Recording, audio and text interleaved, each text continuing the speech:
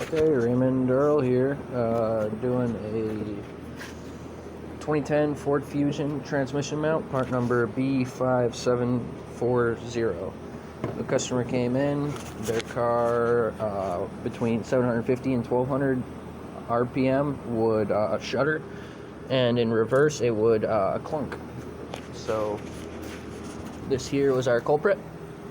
We're looking at pretty simple, in theory it's 1, 2, 3, 4, 5 bolts. So to start, we went ahead and we pulled the battery tray, pulled the battery, disconnected the battery, pulled the battery tray, and then we got 4 bolts, 1, 2 on the top side, 2 on the side of the frame down here.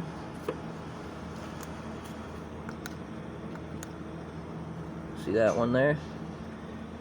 And then we got one down there. You can see it just barely. And then you got one right there. And then you got that big bolt. So before you go disconnecting the mounts, go ahead and put a jack under it. There's a good spot. Shoot. I would just put it right on the transmission case itself. This here is a transmission mount. So to start, pull the battery tray, pull the battery tray bracket, which has 2, I believe, 10 millimeter bolts right here and here.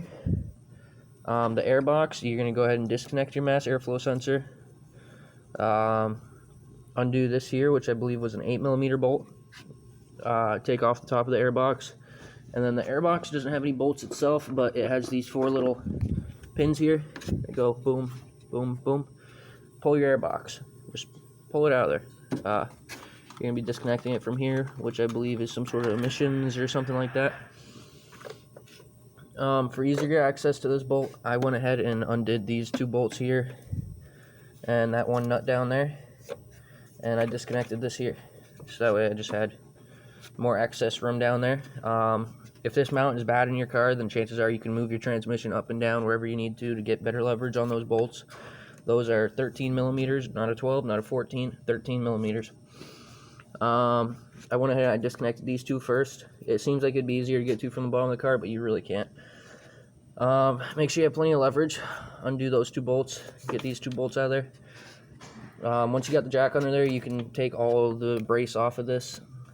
This bolt here has a locking. This here, it won't rotate, so you just go ahead and drop an impact on there. You got a 18 millimeter. Pull this bolt out, get that one in there. This bracket here, it comes with a new piece of rubber that you put on this side. You want there's a certain way to put it on there, certain orientation. It's this piece of rubber right here. I believe you want the dots to be facing outwards. If you order this here from Power Torque B5740, you're gonna get a little piece of rubber, and you want those bubbles to be facing outward. You see that little bubble right there? Okay, so once you get that in there, I found it easiest to put this bolt through first. Don't tighten it down, just put it through. You're going to need a pry bar to get some leverage and move the motor back and forth a little if you need to. A good place I found was if you put a pry bar right here and on this side, so that way you don't crack the case. Don't crack the case. If you got a pry bar, especially like a 6-foot pry bar, you will crack the fucking case, and then you need a transmission, not just a mount. And then I went ahead and I fed all 4 bolts in. Don't forget to put Loctite on them, or thread locker, something blue, not red. So that way they don't back out, because if they back out, you're back in the same boat, but even worse. Potentially worse. So you go ahead and take those 4 bolts and put them back in, tighten them down. It's going to take a while. There's no room for a ratchet anywhere. And then you just, once you got all those torqued down, you can torque this one and drop the engine. And if you did it right, the engine probably won't move too much. For instance, when I dropped the jack, the engine did not move at all. Go ahead and reconnect this here. which is a wiring harness that's attached to this mount here. Put this bracket back on in with your 10mm bolts.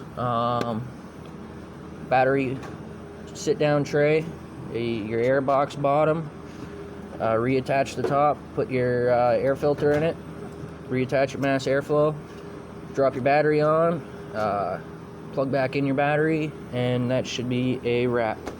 So there's a quick walkthrough on the 2010 Ford Fusion. 2010 Ford Fusion, I believe a 4-cylinder, 2.5 liter, I think, or 2 liter, I'm not sure, but either way, there's your quick walkthrough. So if you struggled the way we did, now you know. Sprinkley 1998, Raymond Earl. Peace.